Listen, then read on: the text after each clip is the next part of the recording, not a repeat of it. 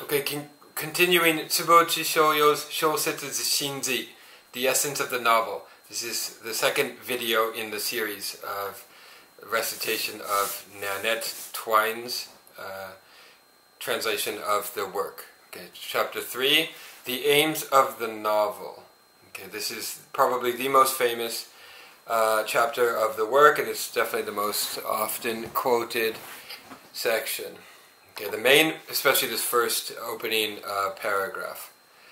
The main business of the novel is human nature. Okay, shugan is the word in Japanese here. Shōsetsu no shugan wa ninjō nari is, I think, the translation, or something like that. Social conditions, setai, and behavior rank second.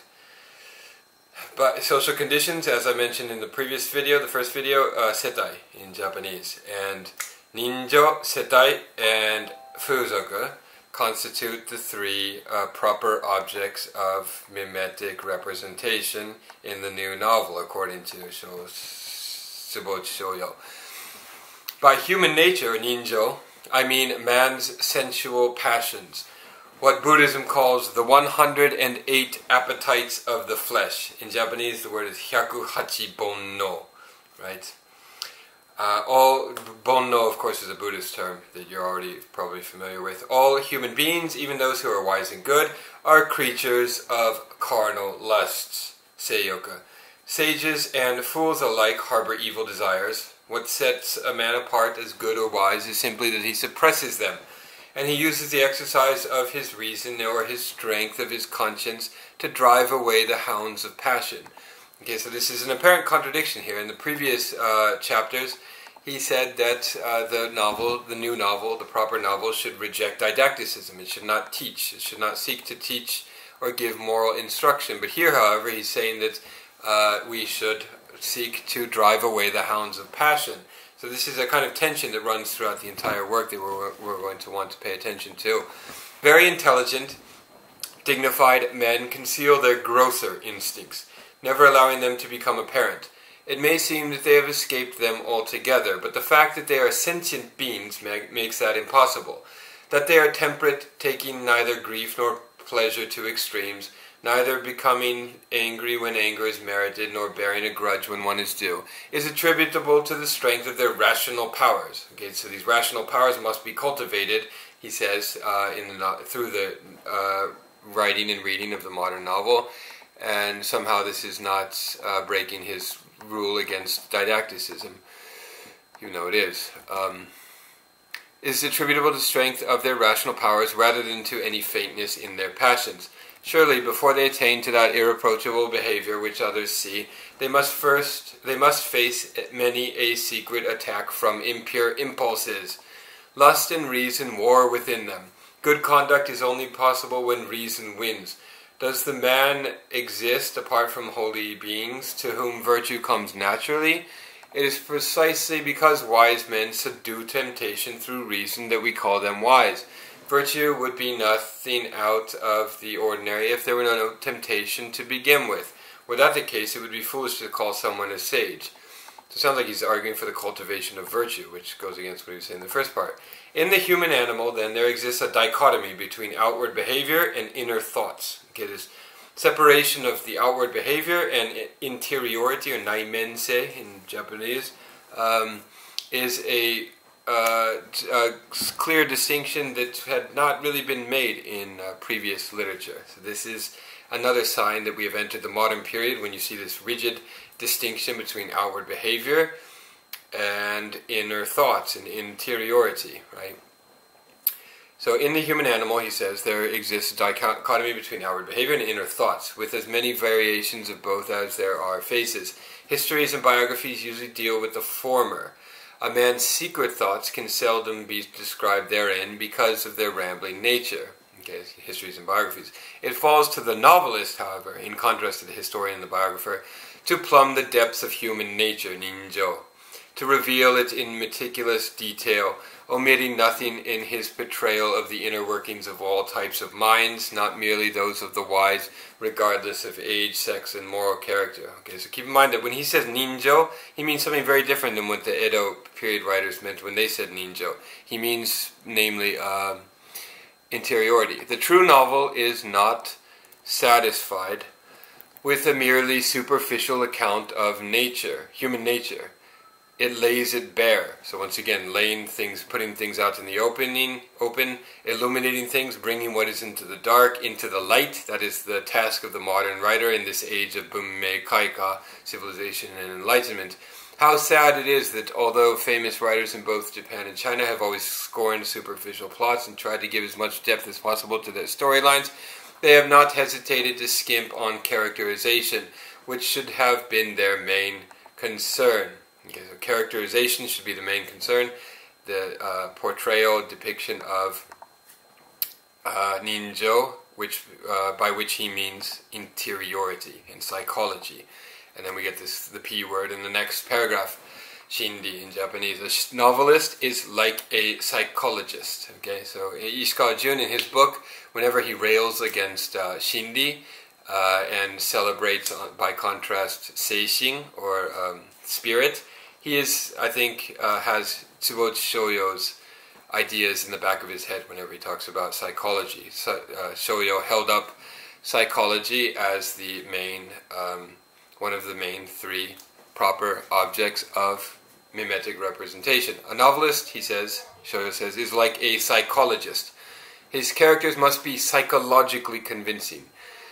So, should he contrive to create by his own invention characters at odds with human nature, or worse, with the principles of psychology, those characters would be figments of his imagination rather than human beings, and not even a skillful plot or a curious story could turn what he wrote into a novel. So a hallmark of modernity is the rise of this new field or realm of psychology. Right? You see that in the West, you see it here too.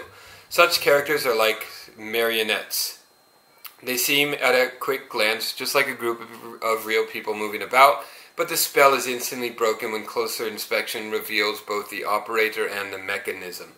Similarly, a novel at once loses its charm if it becomes obvious that the author is behind each character, pulling strings to direct his movements. And he has in mind Edo period Gesaku fiction when he's talking about these marionettes, right? This is what you shouldn't do. And then he goes on to cite an example. Let me give an example of what I mean. The 8 heroes of Bakin's masterpiece Hakkenden. So he does recognize or acknowledge that Hakkenden is a masterpiece, but he still goes on to critique some of its aspects. The 8 heroes of Bakin's masterpiece Hakkenden are personifications of the 8 Confucian virtues. So this is what you don't want to do. Depict humans simply as representations of or personifications of abstract ideas. In this case, 8 Confucian virtues.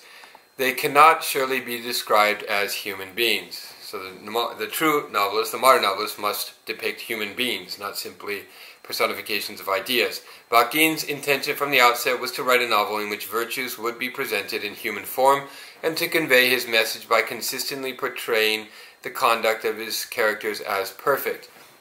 As a didactic novel, Hakkenden is without equal, but as a description of human nature, it leaves something to be desired, since not only the actions, but even the innermost thoughts of the 8 remain rational and pure from start to finish. So according to the old criterion of Kanzen Chowaku, it's a masterpiece. According to the new criterion that he's articulating here, it leaves something to be desired. Surely even during the golden reigns of Yao and Shun in China, one could hardly have hoped to find 8 such wise and saintly men in the world at the same time, men who have never experienced even momentarily the inner struggle between violent passions and reasons. So it's a hallmark of real human beings, that there's a struggle taking place inside them between the violent passions of bonno and reason. Bakin idealized his heroes. They were not true representations of contemporary man, hence the anomaly. Yet so cleverly did Bakin contrive to conceal his departure from reality that it passed unnoticed, and Hakkenden is wrongly acclaimed as a thorough examination of human nature. I do not mean to say, even so, that Hakkenden is not a novel because of this. The fact that it is a great work, long universally known, simply makes it a convenient example. I have more to say about Bakin's work, of course, but I shall leave it until later. Okay, so what is really going on here is this radical redefinition of what ninjo, or human nature, human sentiment, human feelings, means, right? According to the old definition, Bakin's work, Hakkenden, is a supreme example of that shows the inner workings of ninjo. According to his new definition of ninjo, it doesn't even come close to describing what true human ninjo is, right? So that's where the radical transformation takes place in this epistemological shift from the old definition of ninjo to the new definition of ninjo. The novelist then should concentrate on psychological realism. Okay? Once his characters make their appearance in the story, he should think of them as living people. In speaking of their feelings, he should stand by as an onlooker and describe things as they truly are, rather than superimposing his own ideas of emotion, good or bad, upon them. Let us imagine that people are chess pieces. Many are hisha, moving in a straight line to their goal. Many others are kaku, maneuvering sideways. There are comical kei, aimless kyo, richly talented gyoku, able to change direction as circumstances dictate, and many, many fu, who know only how to move ahead and not how to escape sideways.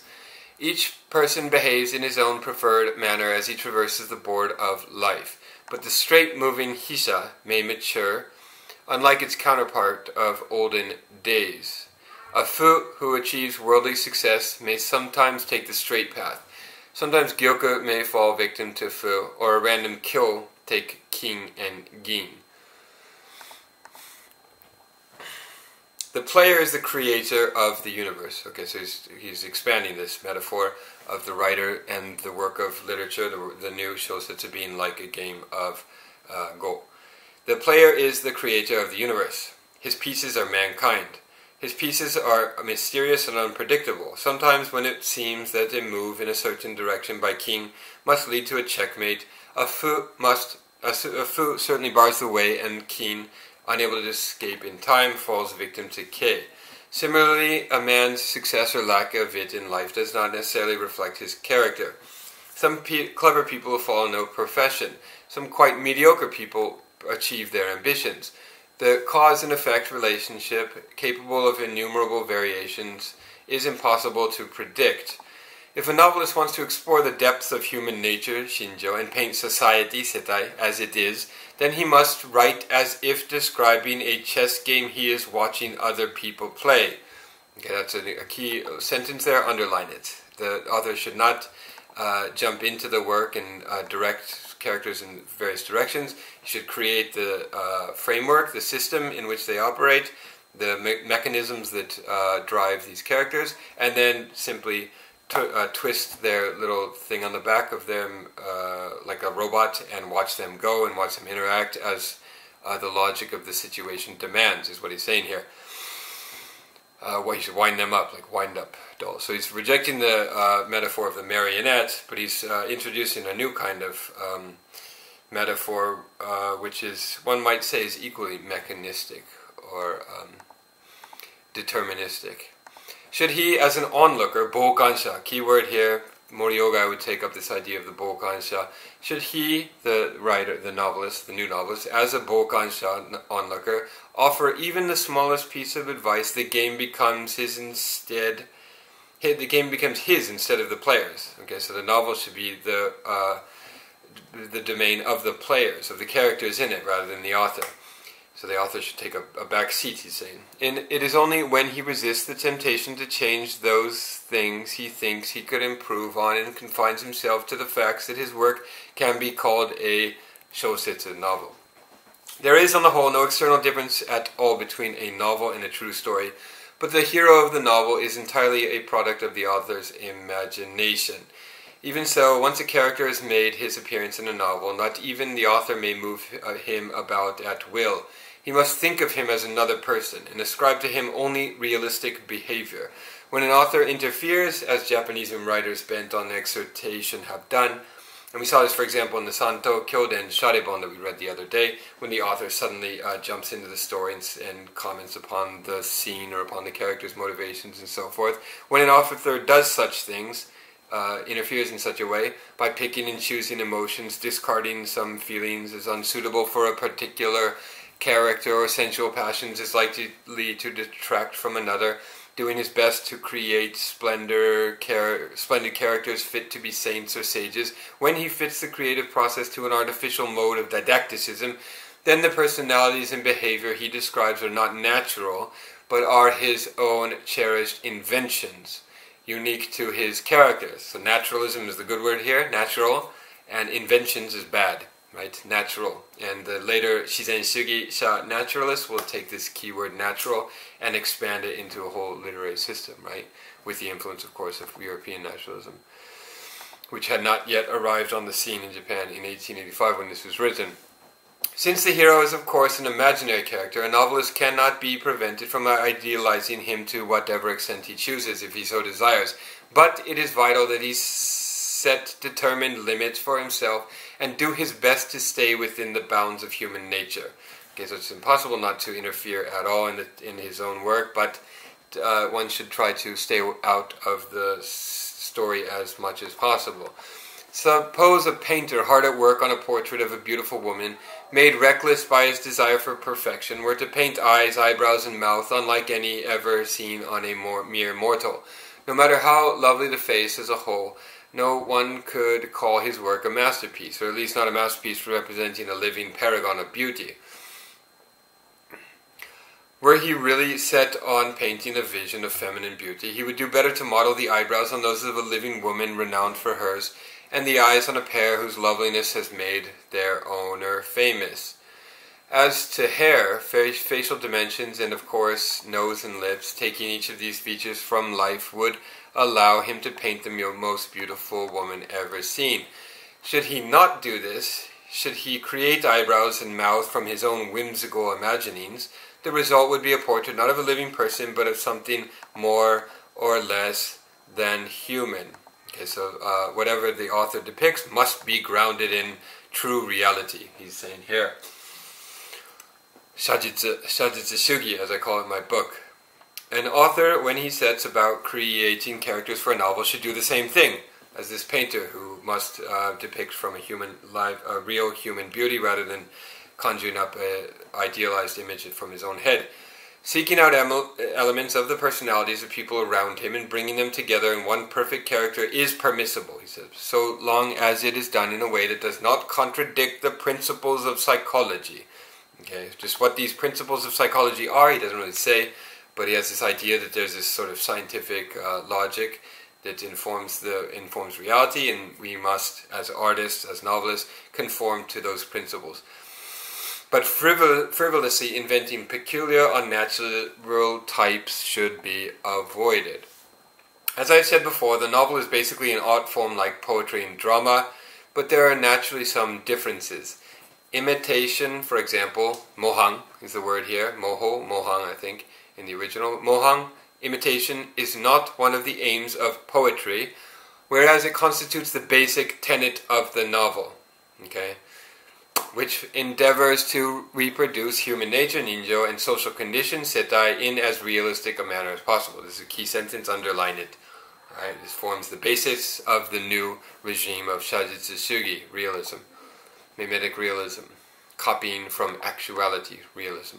Before the novel developed past the romance stage, the Monogatari stage, its format was similar to that of poetry, and its themes were outlandish. Since it has taken on its present form, however, it can no longer trifle with far-fetched plots and absurd stories, and this renders the modern novel a demanding craft indeed.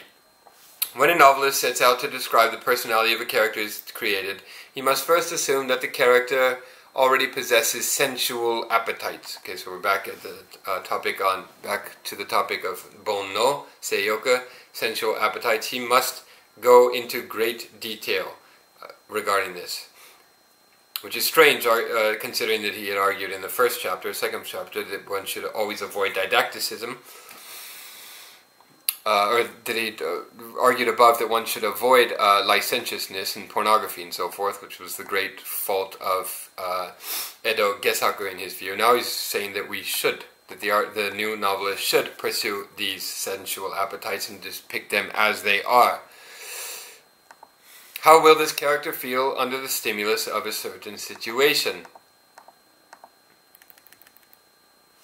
What effect will the arousal of a certain emotion have on his many other emotions? What difference do his former education and the nature of his employment make to his emotional processes, not to mention his character? All the character's hidden thoughts must be exposed.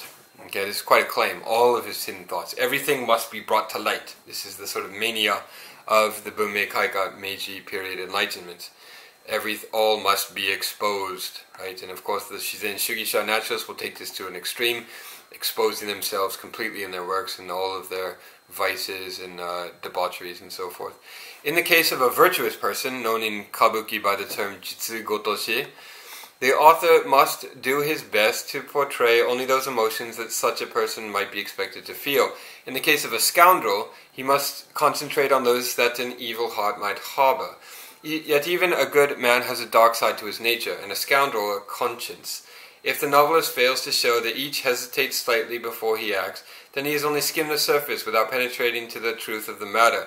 Rumor has it that there is an earnest oil painter who visits execution grounds, among other places, to scrutinize the movement of the executioner's arm, the play of his muscles, and of course the features of the condemned man.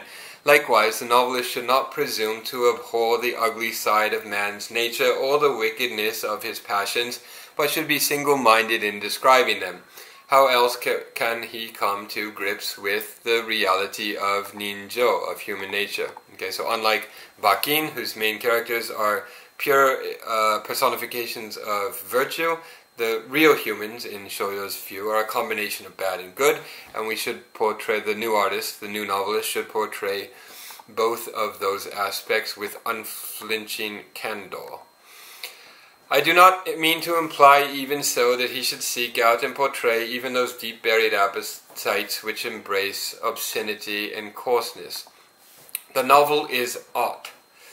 It must avoid lewdness, so again there's this conflict arising between the demand to portray everything as it is all the time, and this sort of Victorian coyishness, coy quality, that prudishness is the word I'm looking for.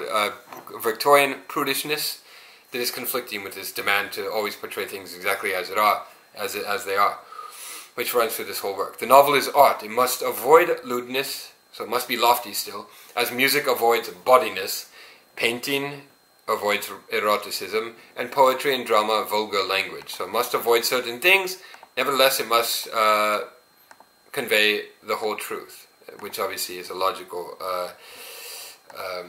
inconsistency here.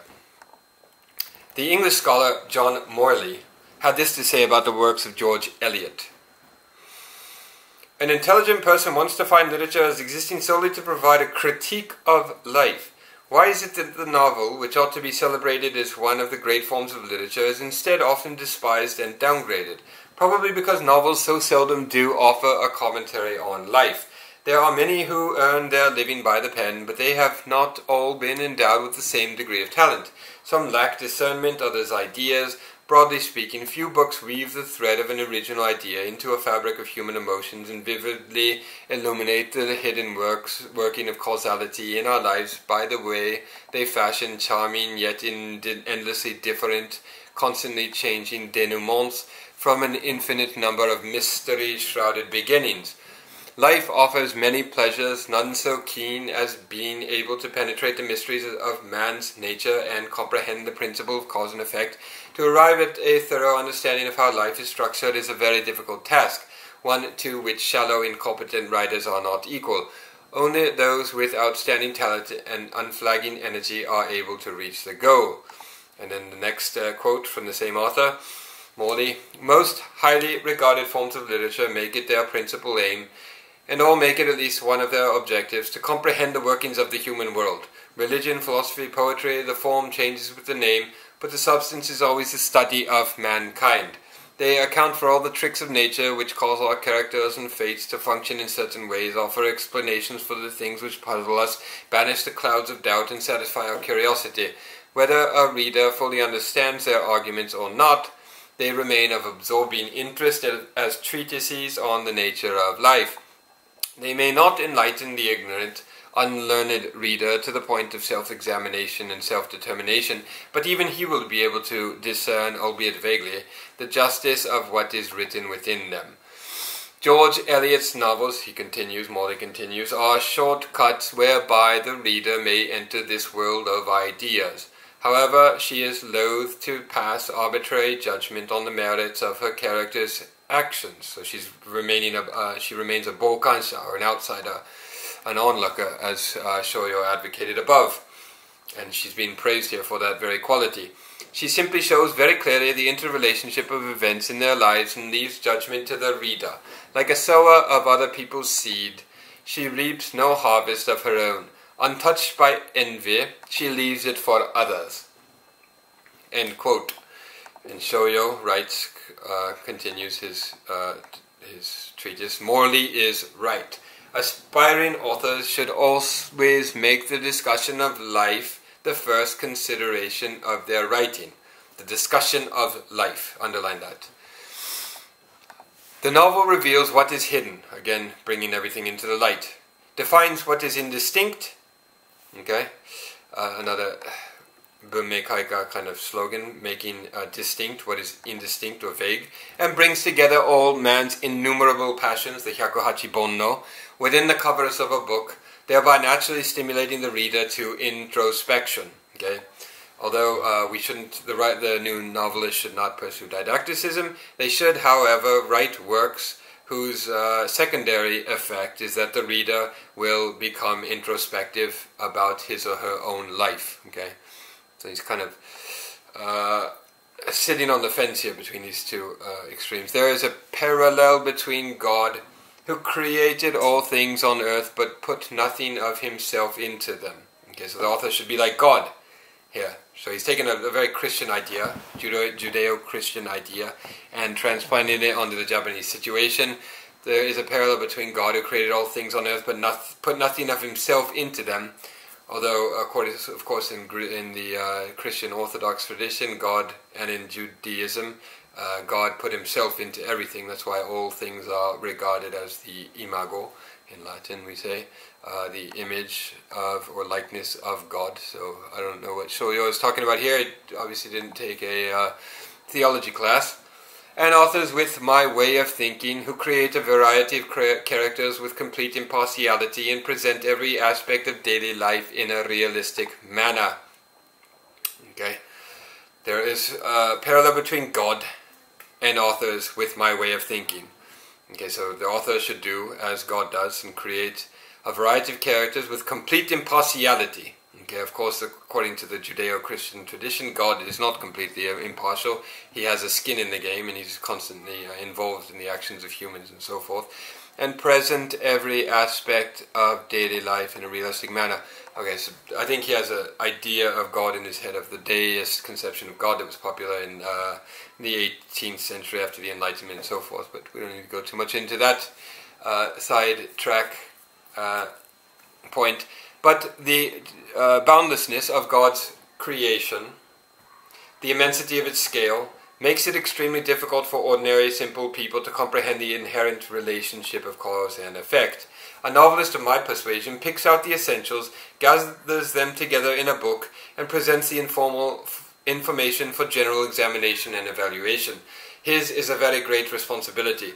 If he discharges it well, he has achieved something truly momentous. Okay, now he turns to a discussion of Moto Ori Norinaga, the great Kokugaku scholar of the early Edo period, first half of the Edo period, who wrote about literature, Genji Monogatari and so forth, and argued that we shouldn't read literature simply as tools for didactic and moral lessons, moral teaching and so forth, that they have their own merit.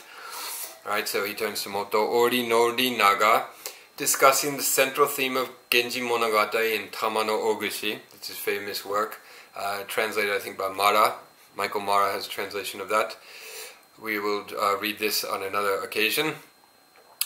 Discussing this, and it said, quote, okay, Moto Ori Norinaga said the following: none of the many theories about the theme of Genji Monogatari has ever taken into account that the work is a novel, a Shōsetsu. I think the word he probably uses is monogatari in the original. I can't imagine him using the word Shōsetsu, we'll have to check that later. It has been discussed as if it were nothing more than a Confucian or Buddhist tract. This was not at all the author's intention, Murasaki Shikubu's intention. True, it shows occasional resemblances to religious writings in spirit and substance, but not enough to place the whole book in this category of didactic moral teachings. Its overall tenor is very different. A novel, Monogatari, purports to tell a story, as I remarked earlier. And then we have a quote within the quote from the Motoori Norinaga passage. In the Kocho chapter of Genji, the author writes, when she read stories about the past, she recognized the people and the situations.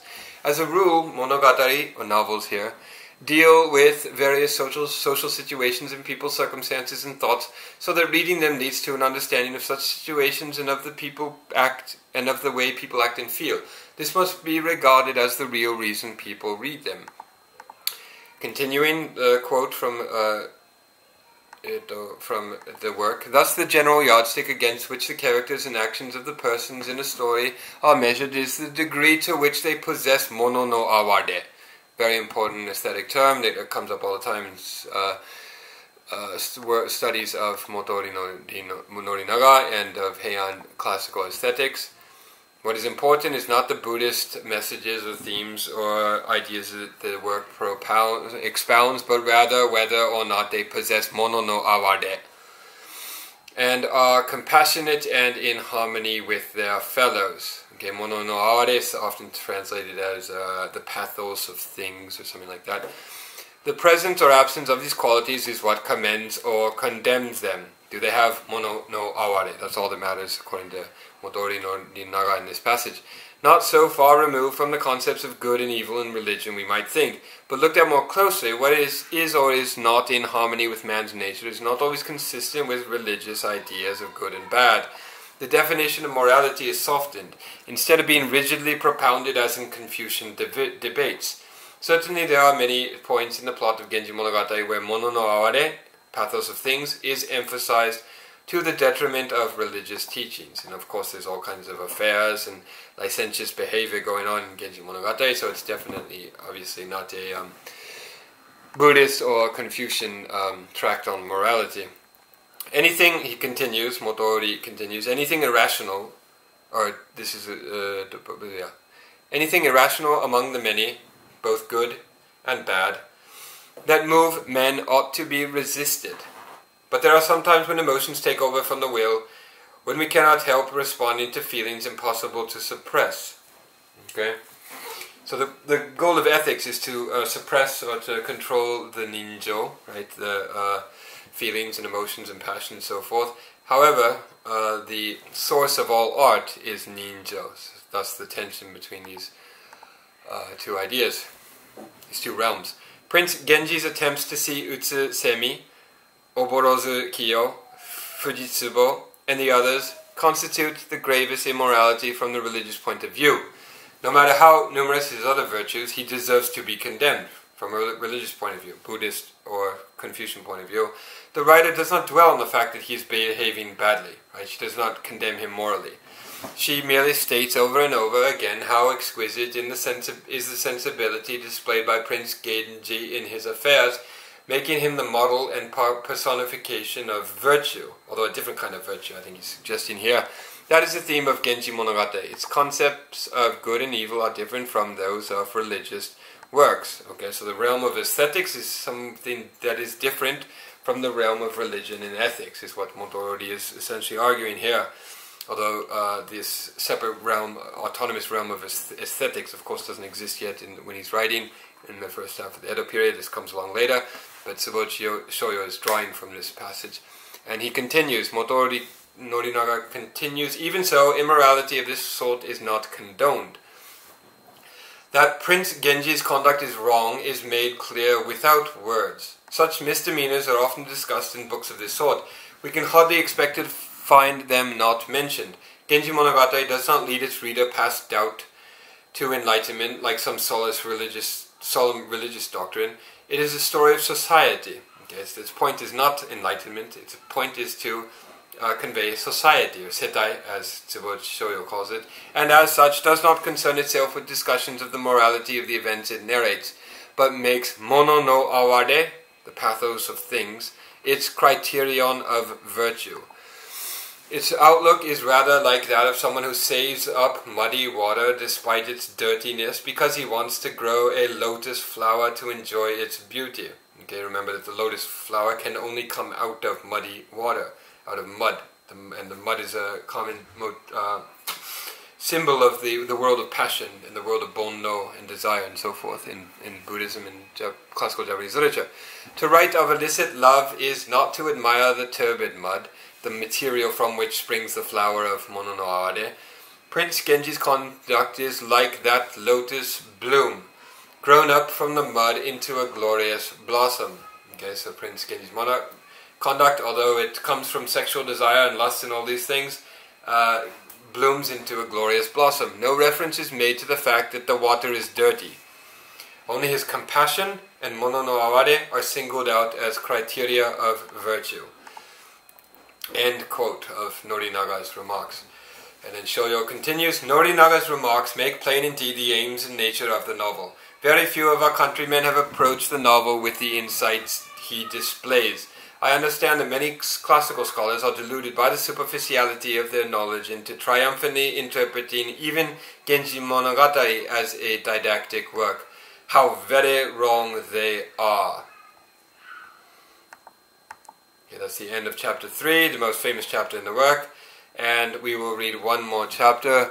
Now I'm drenched in sweat. It's 45, probably 50 degrees in this room here.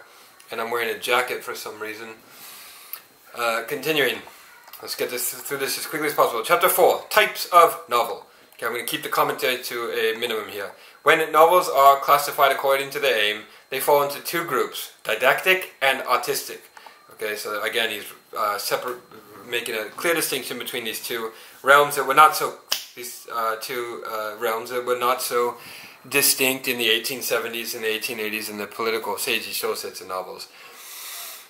When novels are classified according to their aim, they fall into two groups, didactic aim novels and artistically aimed novels. The characters and plot of the didactic novel are created with an eye to their usefulness in moral instruction, in an attempt to chide men for their wicked ways. Most writers since Bakin have produced this kind of work. Within the didactic classification, a further subdivision is possible into commendatory and censorious. Okay, so the didactic type has these two further subtypes, commendatory and censorious. The characters of the former, the commendatory, are embodiments of the 8 Confucian virtues. Their conduct is depicted as meritorious in the hope of invoking the reader's admiration and thereby guiding him imperceptibly toward righteousness. This was Bakin's aim in writing Hakkenden and Asaina Shima Meguri no Ki. The characters of both are personifications of the virtues, namely the Confucian virtues. The censorious didactic novel, on the other hand, uses different tactics. It chronicles tyranny and cruelty, immorality and filial disobedience, showing stupidity to be ludicrous and infamy shameful. It endeavors to set people on the right path by employing the technique of the horrible example. Into this category fall Bakin's Misobyoe, Samba's Ukiyodoko, and Ukiyoburo and Ukiyodoko, and the light fiction of Fukuchi Kigai. Okay, there's notes about these works, all from the second half of the Edo period. In most of his works, however, particularly later ones like Bisho Nendoka, Bakin uses a combination of the two subtypes of didactic literature, both censure and commendation. The method of censure takes two forms: strict, as in Bisho Nendoka, or humorous and candid, as in Kigai's light fiction, which provokes laughter. The characteristics of the artistic novel are quite different from those of the didactics. Didactic over here, now we're talking about artistically aimed novel. It, as its sole aim is to describe social conditions, setai, it attempts to handle its imaginary characters and their imaginary setting in as realistic a fashion as possible. In the manner of a poet who describes real scenery and expresses real emotion, an artist who paints the many aspects of nature by recourse to his palette, and a sculptor who carves out people and animals with his chisel, Its author aims at realism in its plot, characterization, and description. A novel of this kind never has a hidden meaning or a deliberately distorted plot. Its author confines himself to describing plausible situations, hoping to make them lifelike. He strives to reproduce the bounty and beauty and freedom of nature. Again, Shizen, right, that will become the central focus of Shizen Shugi later on. He strives to reproduce the bounty, beauty, and freedom of nature, to transport his readers unawares to his make-believe world, and to enable them at last to divine the hidden and mysterious forces at work in their lives. There is thus in the artistic novel an unintentional means of exaltation by rebuke. Okay? Unintentional is underlined here in her translation. Keep note of that. So it still moves the reader to enlightenment, hopefully. Enlightenment about the conditions of his own existence and so forth. But this is unintentional. It has an indirect civilizing influence. Okay? So it must not explicitly seek to civilize the reader, but it must do so indirectly, covertly, implicitly. Above all, since it sets out to portray modern social situations, the story, even though its events and characters are fictitious, can be styled a living history which reveals contemporary social trends in forms of drifts in fashion and makes clear this tenor of society.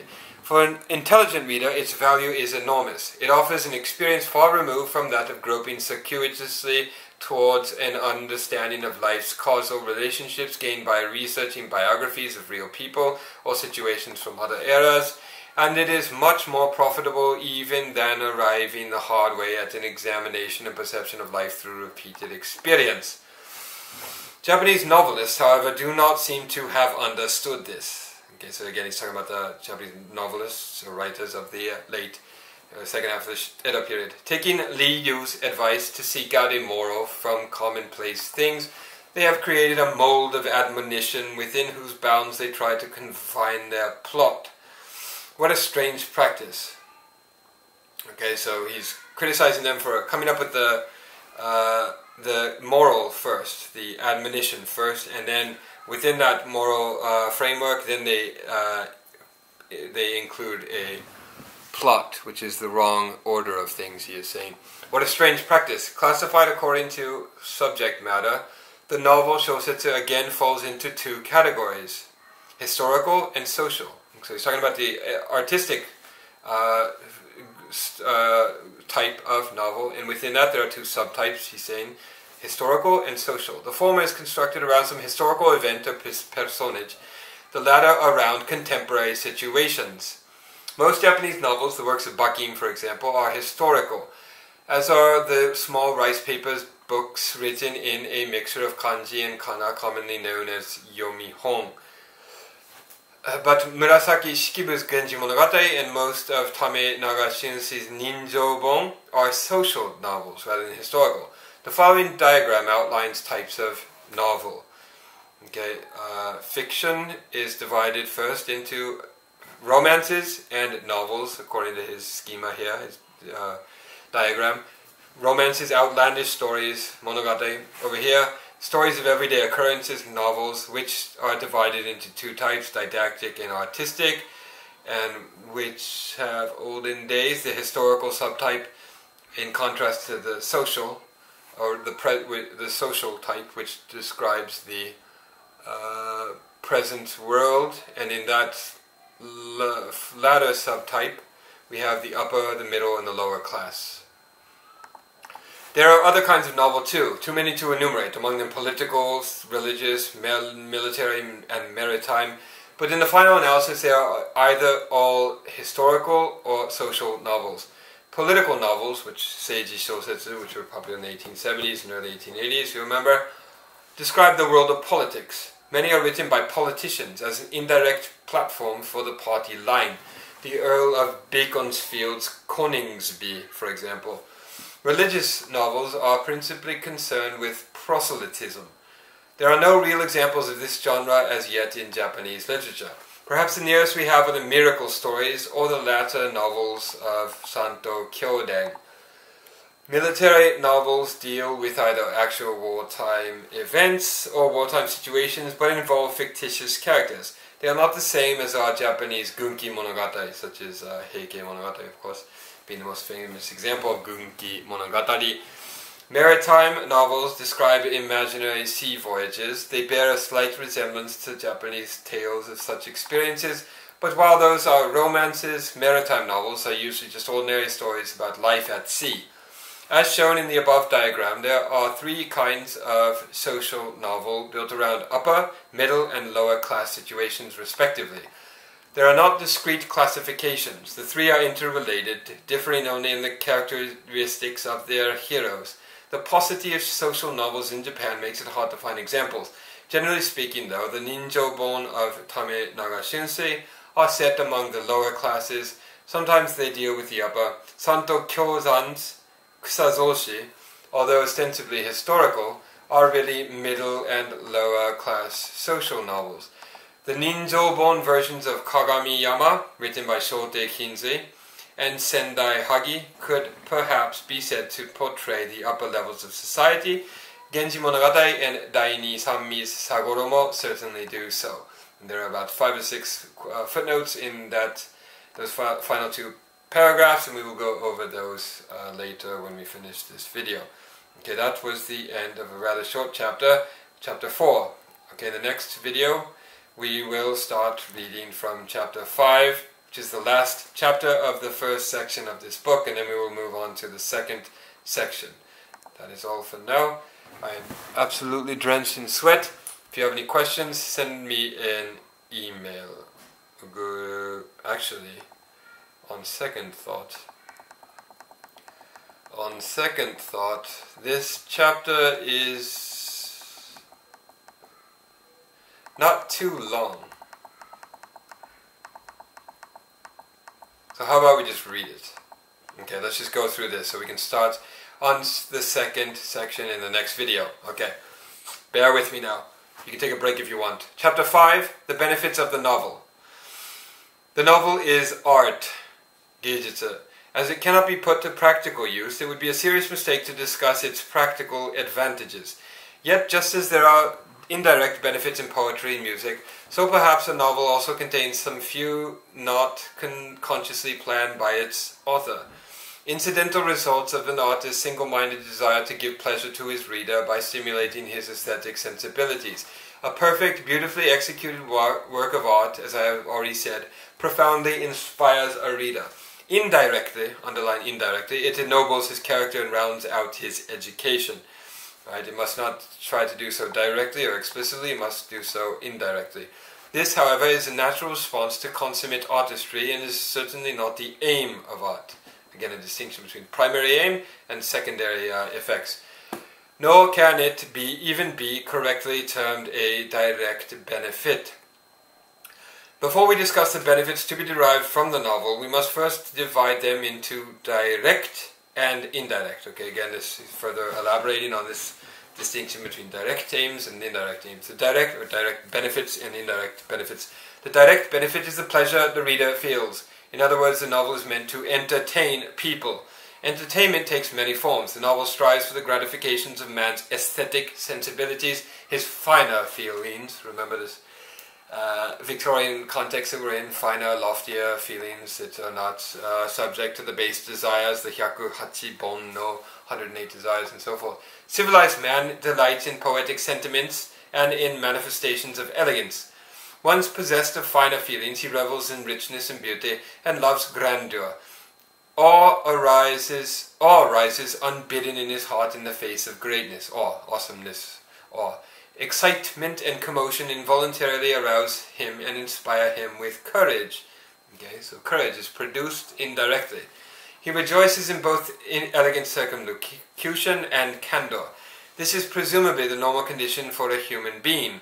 The artist's duty and the aim of the true novelist is to give pleasure by falling in with these sentiments. Underline this sentence. If the novel plumbs the depths of human nature, ninjo, searches out the details of all that is most obscure in society, okay, bringing that which is in darkness and shadow into the light, and describes that which is beautiful, majestic, interesting, and humorous, it cannot fail to stimulate its reader's aesthetic sensibilities. Because its main concern is neither color nor sound, but human nature in a living world, so unlike the painter, human nature in a living world, it presents an aspect of constant movement. It is much more interesting than music and painting, without being in any way their inferior. Okay, so the novel, although debased and of low status in the past, is now, here after this work, after this treatise gets published, will henceforth be the highest of all the art forms, he's saying. He's advocating. Even were this not so, John Morley, who he quoted above, has described the critical discussion of man's world as one of life's great pleasures. The critical discussion of man's world. Remember, he used this phrase earlier above. The purpose of the novel is the critical discussion of man's world. The novel is, so to speak, a guidebook to life. Okay? Which seems on the surface to contradict his earlier statement that it should not be didactic. A guidebook obviously is something that has didactic intent. Within its covers is presented for the reader's appraisal a graphic description of the reasons why one person fails and another succeeds, or the ways power tends to corrupt moral sense, or examples of rational behavior being abandoned under emotional stress. An intelligent reader finds this much more interesting than histories or Chinese classics. The explanation, no doubt, of the eagerness of adults and scholars in Western countries to read novels for pleasure. Alright, so note this little slight at the Chinese classics. Remember, we're in the Meiji period, which is a period of Datsu-a, right, leaving Asia, sort of getting rid of this worldview that has China at the center, and moving into a different Western world that ignores or overlooks China. Right? It's very much in the background of this work. And scholars in Western countries to read novels for pleasure. In Japan, the novel has always been looked upon as a plaything. This is a famous paragraph, underline that first sentence. It's always been looked upon as a plaything. Right? He's trying to elevate it from the status of being merely a plaything for women and children, as he said earlier. Novelists themselves have meekly acquiesced in this assessment. Not one has contemplated remodeling the novel into an art form to delight mature, educated people, by which he means mature, educated, and westernized people. Comparing the Japanese novel with its Western counterpart is thus like comparing the Utagawa ukiyo-e woodblock prints with the Kano paintings. The prints, okay, this is where he knocks ukiyo-e art paintings, woodblock prints of the latter half of the Edo period. The prints, the ukiyo-e prints, though certainly not clumsily executed, lack the quality of refinement. Okay, it's a very Victorian idea. Having nothing to offer the viewer's aesthetic sensibilities, they serve merely to amuse women and children. So in his view, ukiyo-e is not lofty enough. We have two ukiyo-e on the wall here. According to Shōyō, they are not lofty enough for his new Western Victorian tastes. Having nothing to do, they serve merely to amuse women and children. Certainly, the traditional Japanese view has been that the novel's only inherent benefit is to ward off drowsiness on a long, solitary spring day, or to soothe the pangs of loneliness in the drawn-out autumn nights. The blame for this error, a result of the fallacy that the novel is not an art form but a nursery or boudoir amusement, can probably be laid at the door of authors who take no pride in their craft.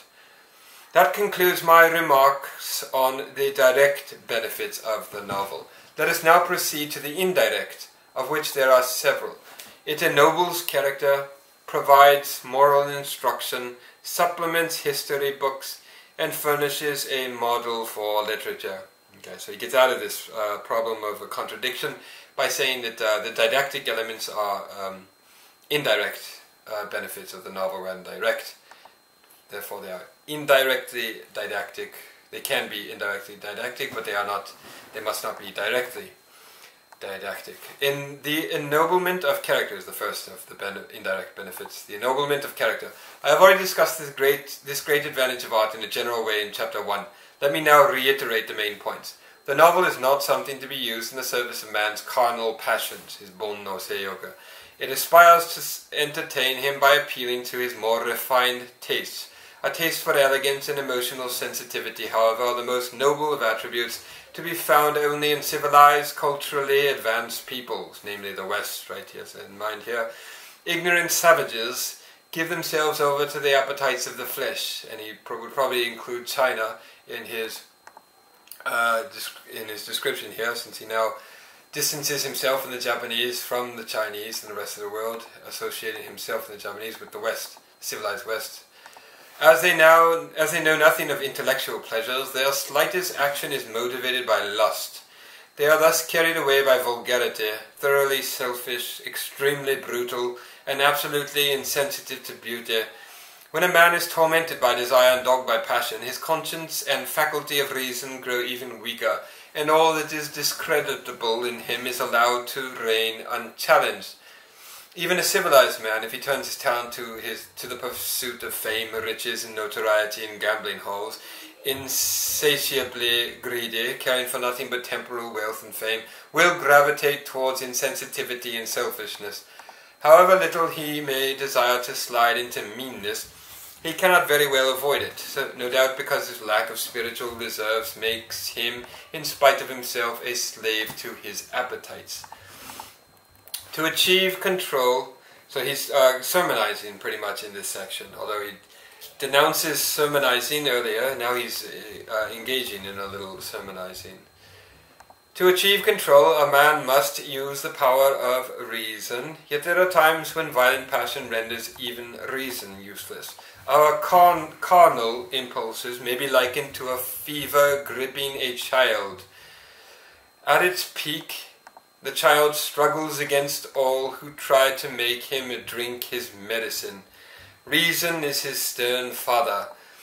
No matter how harshly he scolds, the child, in a fit of willfulness, refuses to obey the father, whereupon it becomes necessary to resort to a mother's methods. She cajoles the child into taking the medicine by tempting him first with sweet meats. When he grows thirsty and asks for a drink, she gives him the infusion. After he has taken the medicine several times and realizes it is helping him, he will drink it voluntarily to be rid of his suffering, and as taking it often reduces his thirst to some extent, he will gradually stop asking for water alone. Inadequate though this parallel may be, this metaphor may be, it does illustrate how our carnal desires may be controlled. Reason cannot be called into play to cure violent outbreaks. If the gentle medium of art is invoked to appeal to a man's aesthetic sensibilities, to arouse his finer feelings, gradually to drive out lust and lure his thoughts outside the everyday world, and to lead him to an awareness of the subtler kind of beauty, then he will be uplifted in spite of himself and will soon escape from the seas of passion. Okay, so we can hear Kant, Immanuel Kant, the German philosopher, his ideas in the background of this passage about the idea that art does not seek to arouse the passions, but is, what's the phrase? I can't think of the phrase right now, but just keep in mind that Kant's ideas of aesthetic dispassionateness is in the background here. And will soon escape from the seas of passion. It is this which makes art so important despite its lack of practical value. Thus an art lover who indulges himself frequently will develop more and more of a taste for elegance, and his character will become increasingly finer. As the novel is an art form, it too, of course, offers this benefit. It is a very rare Japanese novel justifiably classified as art, however, though the reader may find such an assertion hard to accept. I was hard-pressed to find a convincing explanation for this myself. As I remarked in an earlier chapter, the novels prized in Japan are crude. They lack the qualities of art. They occupy a position like that of ukiyo-e, which cannot be called genuine paintings. If we appreciate the significance of this example, we can comprehend something of the nature of the true novel. 2. Okay, the second indirect benefit of the new novel is moral instruction. Earlier writers have frequently asserted that the novel has a contribution to make to encouraging virtue and castigating vice, kanzen chōwaku, a view also widely held in society at large. Oriental authors in particular have one and all made exhortation their first consideration. They have held the belief that the aim of the novel should be to alleviate depression and to benefit its readers through moral instruction. One naturally expects that any book written with such an intention will have didactic value. Yet any beautifully written work, even one not specifically written as a parable, occasionally speaks indirectly to its reader, impelling him to look closely at himself. Okay, self-reflection is an indirect benefit of the novel, which is self-reflection, which is good, is being contrasted here with sermonizing, direct sermonizing, which is bad in his view, which occurs in the works of Bakin and so forth. With this in mind, I have included moral counsel among the benefits to be derived from the novel. Well, among the indirect benefits, I should say that. I will not here reiterate the advantages of the very popular didactic novel. I would like, however, to spend a short time clearing away the false ideas of the didactic novelist, and at the same time to explain something of the way in which exhortation is useful, in answer to those short-sighted critics who question its efficacy even in the didactic novel itself. Some even go so far as to censure the novel for teaching people to be lascivious and greedy. Before anyone can pass comment on an object, he must first have analyzed it and familiarized himself with its structure, in order to avoid such errors as, say, talking about a deer when he really means a horse. The structural similarity between the two animals, deer and horse, could lead someone unfamiliar with horses to mistake them for each other, and to bring ridicule upon himself by describing a horse as having spots and living in remote mountain fastnesses. The same can be said of the novel. Critics who rush in without first ascertaining its exact nature are liable to make the mistake of including the novel in their comments on the romance that bears some resemblance to it. So he's defending the novel here from the critique of moralizing Confucianists and so forth. Perhaps the condemnation by some Chinese of the novel as a corrupting influence fits such novels as Jingping Mei and Ro Pu Tang. Our traditional Japanese scorn for fiction as an agent corrosive of public morals may well apply to that kind of lascivious love story that relates the intimate details of amorous dalliance. This, however, is nothing but a spurious imitation of the true novel. Such works do not deserve to be called genuine novels, because they contain the very element of indecency art must more stringently avoid. Indeed, there can be no doubt that risque love stories are written with the sole intention of leading people astray. It would not be overstating the case to say that the blame for the regularity with which these counterfeit novels appear lies not with their authors but with their readers. Authors generally give the public what it wants. Why should they have turned out pornography on a regular basis unless the demand was there? There are certain prurient passages in Genji Monogatari, but for these the authoress is not solely responsible. They were an inevitable product of the effete society eventuating from the Fujiwara assumption of absolute power.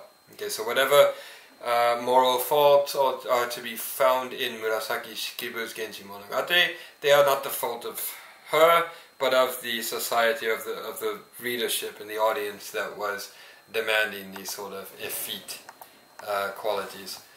He is saying, those who would disagree with me are bound to point out that novels invariably include a love story. Many run counter to moral teachings because they are written expressly to initiate a trend. Rumor reports that in recent times, children in America and other countries have been influenced by novels to embark on illicit affairs. You remember that this happened with the plays of Chikamatsu Monzaimon that we read earlier, right? There's Shinju, or love or suicide, depicted in the play, and then there'll be a Shinju boom the next year, and people will start imitating what happens at the end of that play.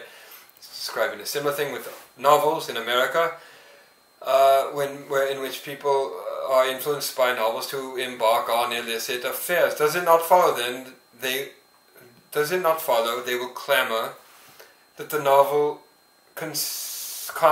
counsels vice and encourages lust? They will clamour.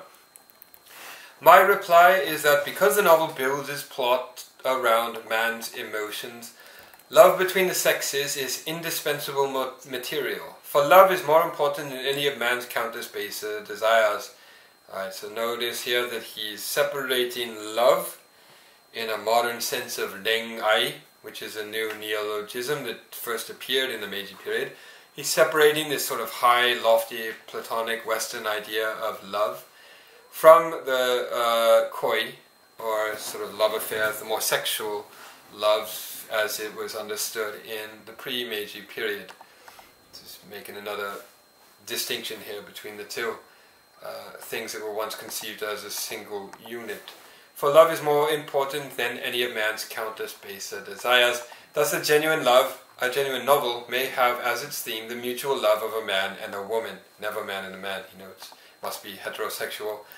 Unlike the previous works of the Edo period, many of them depicted homosexual affairs. Many of the ukiyo-e or shunga would portray homosexual desire and so forth, homosexual acts and so forth, but that must be avoided in the new novel he's saying here.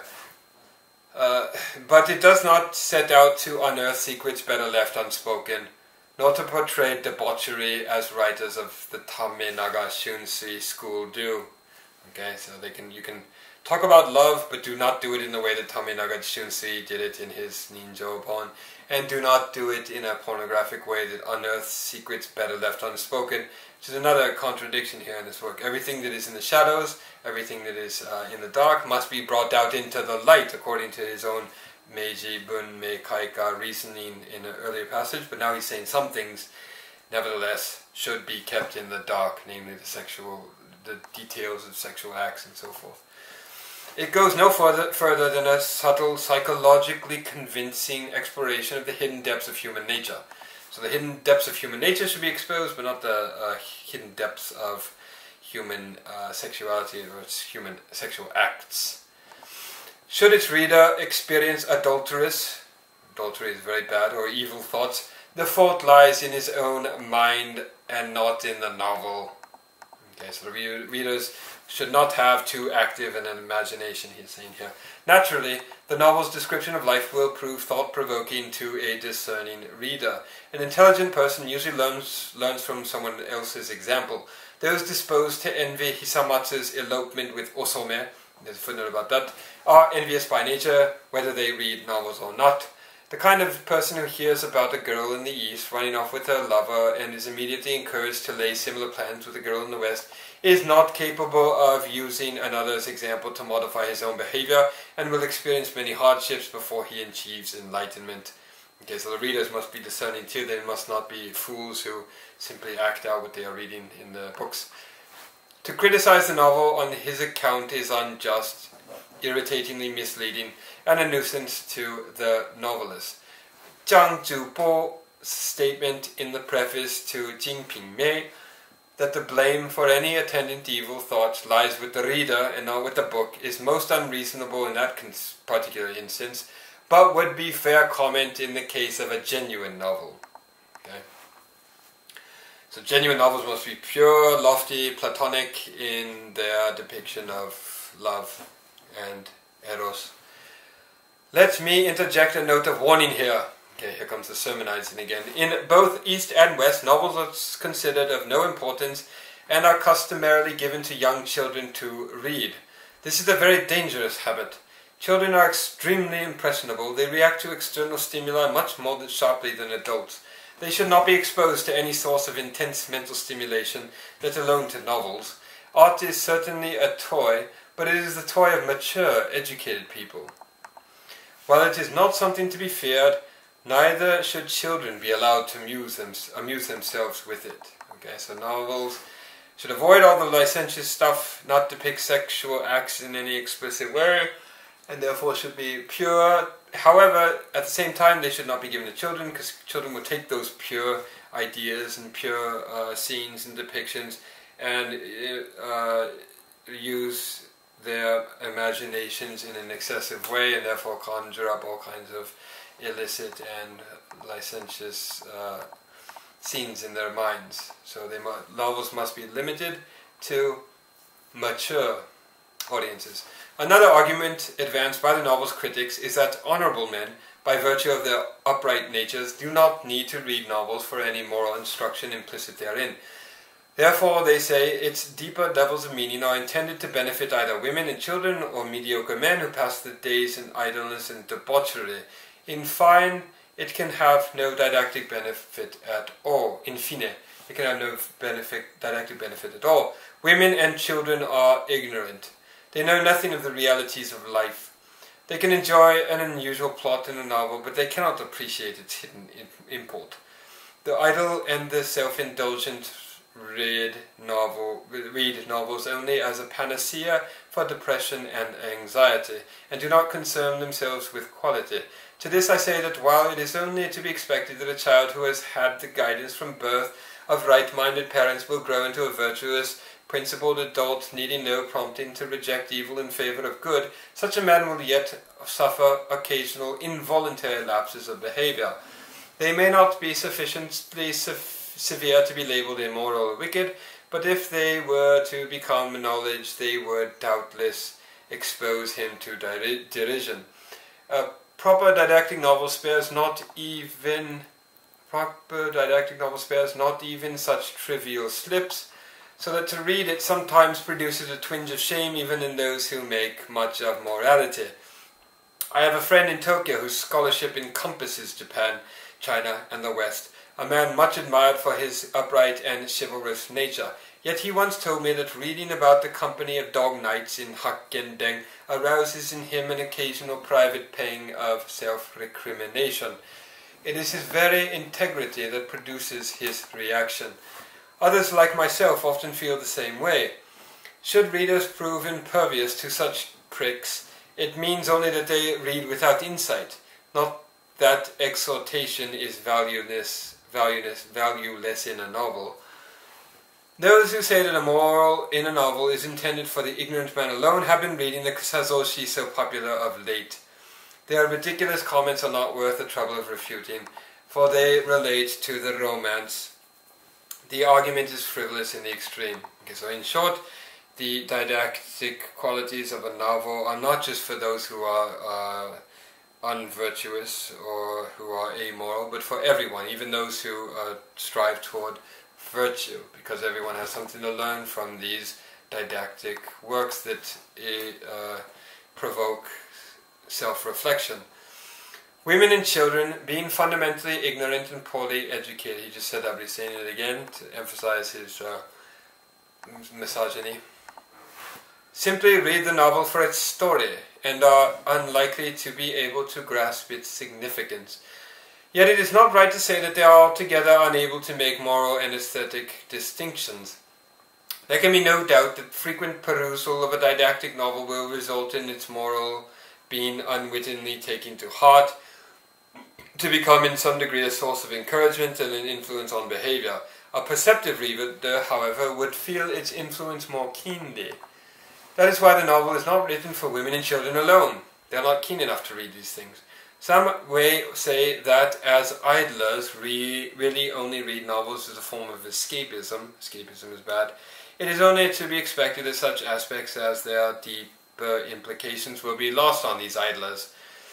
Be that as it may, it will be rare that a man's sense of shame, however faint, will allow him to enjoy being lampooned, even if he does not go so far as to grasp the moral, repent at once in mortification, and mend his ways. Should he do so, the admonition has had an even deeper effect on him. A moral may not immediately have an influence for good, but it will indirectly stir a man's conscience. Okay, the conscience gives us a sense that we are, the West that is being imported into Japan at the time is not the Catholic West or Orthodox Christian West. It's very much a Protestant West, and the ideas that are coming into Japan are very much Protestant ideas with this emphasis on interiority and conscience, ryōshin in Japanese, right? Keep that in mind. Whenever you read anything about the Meiji period and it's with influence from the West, it's usually influence that's coming in from very Protestant ideas. It will indirectly stir a man's conscience. Whether the road to repentance and reform will open up if frequent pricks of conscience lead him to overcome sensual desire, we cannot know. In any case, it is wrong to say that admonition in the novel has no effect. I may have unwittingly changed my views on this point. Perhaps I'm stretching the facts. Yes, so he has, unwittingly changed his views on this point. Remember that he's writing this over the course of 2 years in a series of 9 installments. So it might very much be the case that what he said in the introduction or in chapter 1 about admonition not being so important, he retracts on his initial view here and says that admonition in the novel does in fact have an effect. Okay, according to a certain Western scholar, okay, there's a footnote at the end, we can look at the footnote to see who exactly he was referring to. I don't know why he doesn't just put the name there. According to a certain Western scholar, quote, "Few people realize that the novel has another marvelous practical advantage in addition to its well-known virtues as a tonic for depression. It is a treasure house, a repository wherein is stored a wealth of potential sources of instruction. If a man once opens the door, he will benefit greatly. The word instruction may suggest concentration on the principles of duty and morality with comment on the rights and wrongs of our conduct. I use the term here, instruction, in a different sense. Certainly, moral principles provide an essential discipline for life and set up valuable standards, but the instruction I speak of covers a much wider field. Even things outside the moral sphere have been generally mistermed instruction if they have had the slightest power to chide people and to improve their inner and outer deportment. Instruction includes, for example, teaching manners, cultivating a ready wit, and revealing the quality of human nature and the vast array of human passions.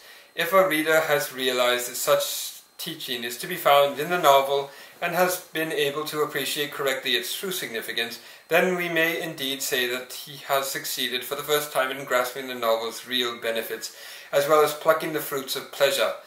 Many of those who read novels are strangers to reason. They concentrate only on the plot in the mistaken belief that they have drawn from it the fruits of pleasure, when they have seen only the flower and have never tasted the fruit."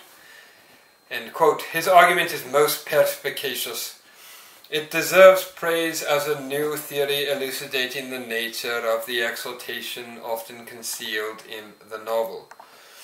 There remains much which should be said on the benefits of didacticism, but because of its length I shall omit it here and continue with it later if occasion requires.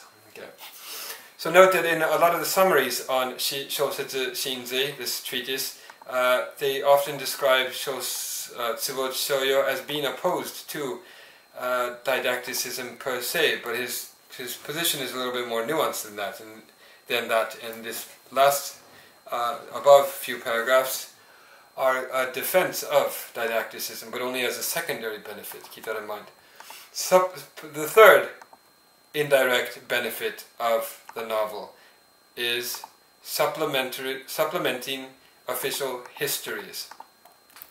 By supplementing, I mean that the novel makes good the omissions of history books, creating a history of local manners and customs through a finely detailed graphic portrayal like a painting. Okay, not everything can be portrayed or depicted in a seishi or official history. Therefore, the need for all the details to be fleshed out in haishi or non-orthodox histories. Thus, the need for the novel. He's saying here, it describes contemporary mores skimmed over by official histories. This advantage is therefore to be found only in historical novels, and yet, even novels of modern life, remember there are two types, the historical type and the contemporary type, and yet even novels of the modern life will become the historical novels of the future. It is indisputably true of them as well. Murasaki Shikibu's story of Prince Genji, for example, is essentially a novel of contemporary life, but from it later generations, exploring the customs of her time, discover how many things began. The novelist, while endeavoring to probe human nature, ninjo, also scrutinizes customs and manners, fuzoka, ninjo, setai, and fuzoku. Okay, you gotta endeavor to probe. The true novelist must probe human nature, ninjo, while also scrutinizing customs and manners. He, the true novelist, must keep abreast of his times. Nonsensical archaisms are to be avoided. Okay, so this sentence contains within it the seeds of Genbun Ichi, right? Archaic expressions, old language will slowly die out until we have Genbun Ichi appear on the scene, and by 1910, pretty much everything in Japan will be written in this new style of Genbun Ichi, and all the old phrases and archaisms will have died out. Not all of them, of course, but to a large extent. There are many Western writers who have commented on this aspect of the novel. Instead of discussing it myself, I shall quote 2 or 3 excerpts as useful testimony. First, the great English writer Sir Walter Scott, quote, "The historical novel benefits 2 kinds of reader. The first is the reader whose interest in history is initially kindled by reading a fictitious historical novel, after which he abandons fiction for history books in order to find out more about the events on which the novel, of course, is based. The second reads only for pleasure. Conversant only with contemporary affairs, he knows nothing of the past, and first becomes aware of the outlines of history through reading historical novels. Even sketchy knowledge of this sort is better than total ignorance." And then a quote from Hugh Miller. There's a footnote about who Hugh Miller is, an obscure figure forgotten today. Quote, "An official history has a strict format. Its details of names, dates, and events are accurate, but it does not offer a true picture of the times because it merely skims over contemporary customs and human nature. The characters and events of historical romances are creations of their authors, just as in popular fiction, but the depth and complexity of their stories make them all the more useful in portraying human nature and behavior, and many are really photographic reflections of their times. Someone intending to study history and wanting to know just how things were in his great-grandfather's day will gain more by reading the novels of Fielding and Richardson than by wasting his time perusing Dodley's annual registers.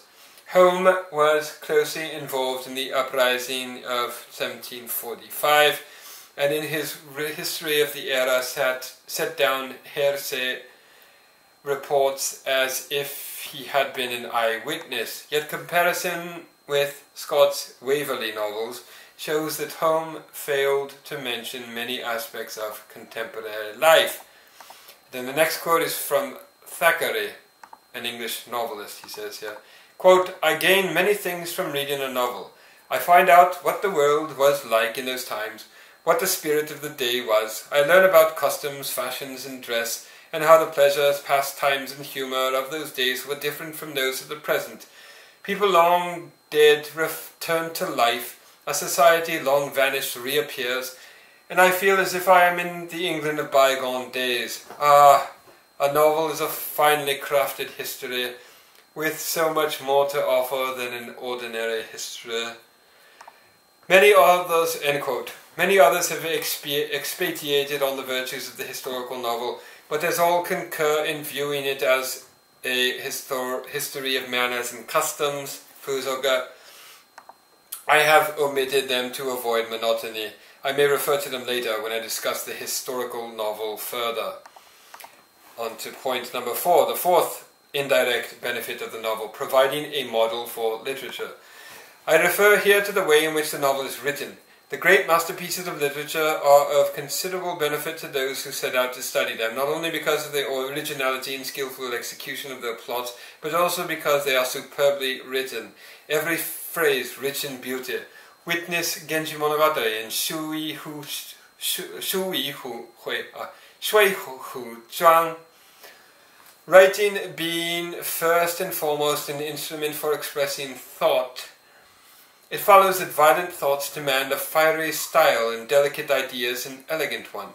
Sometimes simplicity will be called for, sometimes detail. Skillful writing adapts the style to the content, whether simple or complex, robust or gentle, richly beautiful or unsophisticated. Okay, so there's this fusion in his mind, in the true novel.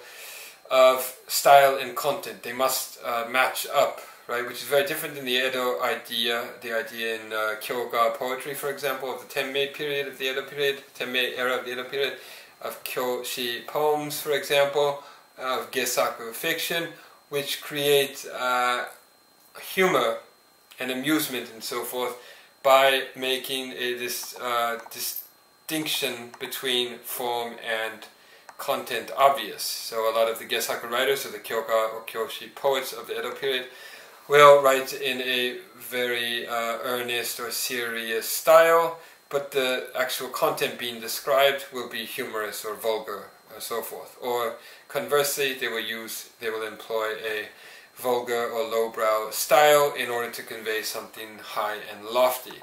Right? So that sort of playfulness or ludic quality is to be avoided, he's saying, in this work. Moving on, if, on the other hand, the style remains invariably the same whether describing pain or joy, then of course it will reflect neither sentiment, and the reader will probably remain unaware of their existence. In times of great anger or sorrow, for example, the words we use become succinct and highly descriptive. By descriptive, I mean metaphorical. The type of expression known in the West as figures of speech. In Japanese, bun no aya, kotoba no aya, right? Which are both ornamental and elliptical. To illustrate, when we describe an ungrateful wretch as a beast or a brute in human form, we use a metaphor which compares his lack of shame with an animal's. Under normal circumstances, the full expression would be, that fellow is a stranger to honor. We all know, however, that a man does not concern himself with semantics when emotions are at boiling point. He shortens his utterance to one or two words like beast or brute, and underlines significant points with mime or gesture. But it takes the knowledge of human nature gained through long experience of life to understand this. And so there are many young writers who write in accomplished but elaborate style which lacks the power to move people.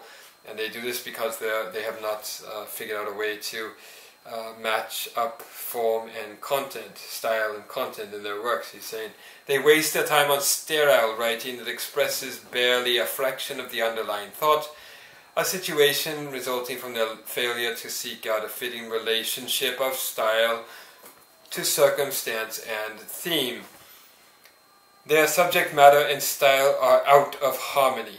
Okay, so whereas this disharmony between style and matter was a positive trait in earlier literature, it is to be avoided in the modern, civilized, Protestant, Victorian sensibility derived new novel. Man's feelings and thoughts are infinitely varied, however, and to produce an appropriate style for each one is a difficult task indeed. Unless he is a rare genius, a writer cannot know without being taught what style will best express certain thoughts and feelings, or what words will give a certain tone. He must have an example to follow. The difficulty lies in following one.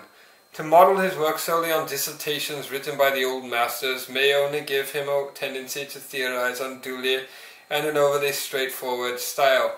Yet to limit his studies to descriptive compositions cannot but result in an excessively elaborate style, devoid of the charm of animation. Strict emulation of the dialogue style hampers the development of descriptive skills. Of the historical style, the ability to write critically. All these troubles arise from a one-sided approach. Okay, so you must develop the key styles. You must develop all of them simultaneously and employ them with a sense of balance. According to Spencer, perfect writing uses an infinite number of styles to express an infinite number of themes. Someone who sticks to a single style, however well he handles it, cannot be described as a good writer in all fields. Those with any aspirations at all toward becoming literary great should polish the style by patting it on one which is both elegant and thoroughly versatile.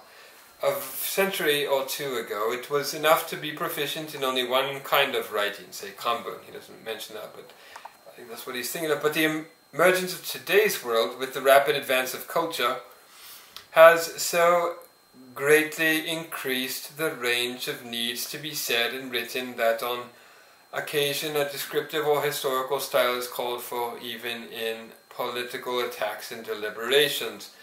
It is well known how Edmund Burke, when he impeached Hastings in the House, impressed all those present with his impassioned oration.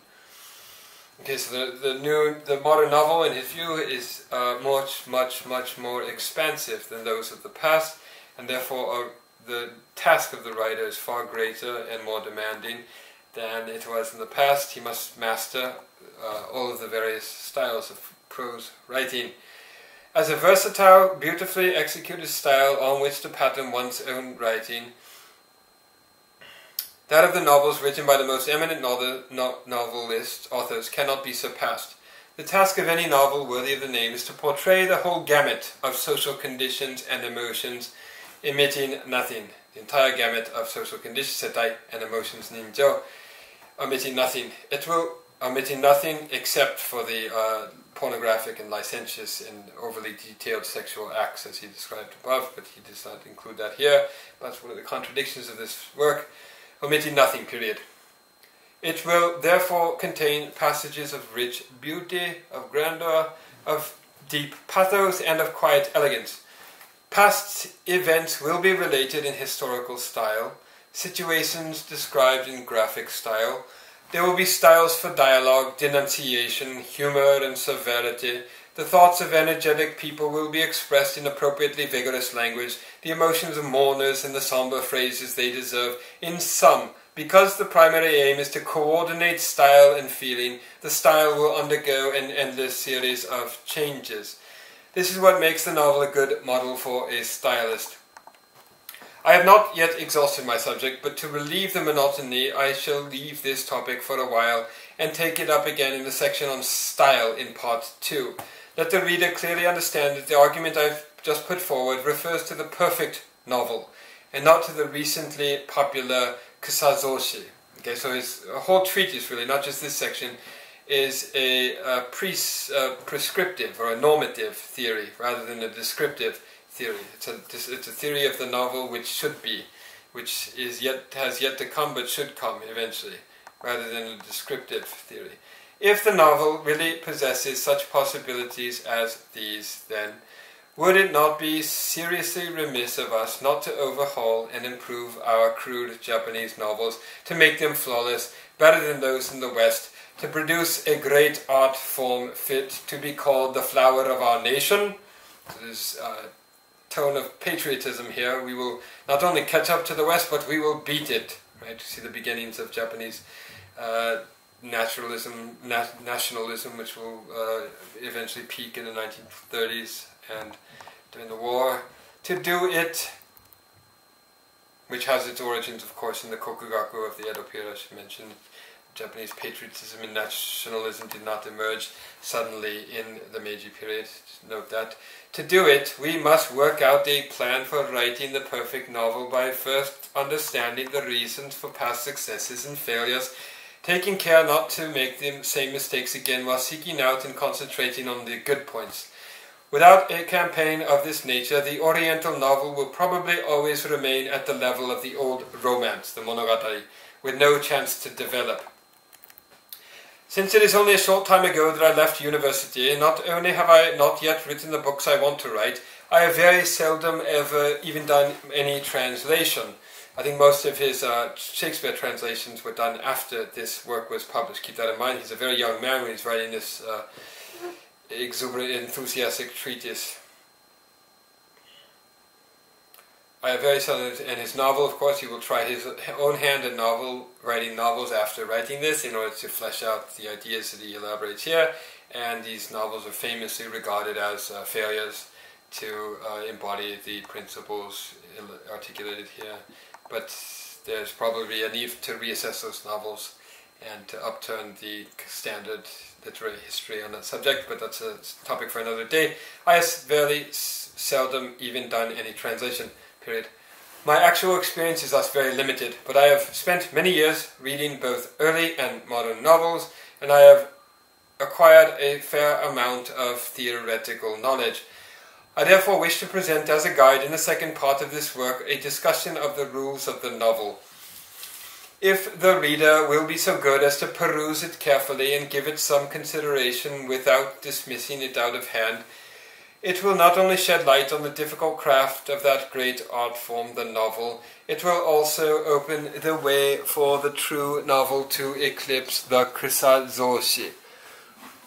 Alright, and as I mentioned above, always keep in mind that he's using the word Shōsetsu in a rather anachronistic or an ahistorical way in this work. He's using Shōsetsu to refer to all kinds of past gesaku genres and other fictional genres such as the Monogatari, which were definitely not regarded as Shōsetsu up until this point. So he's trying to broaden the definition of the Shōsetsu, the word Shōsetsu, to include basically everything that's written in prose, and then to elevate that concept of the Shōsetsu to the status of high art is his primary purpose in this treatise. And that's the end of part 1. Okay, so we will end the video, this second video here, and in the next video we will read hopefully the rest of the work, the five or six chapters of part 2, beginning with the rules of the novel and introduction. Alright, that is all for now. I am absolutely drenched in sweat, so drenched in sweat that it might be hard to push the stop button on this computer. My hands are waterlogged with sweat. Alright, that's enough for now. If you have any questions, send me an email. Goodbye.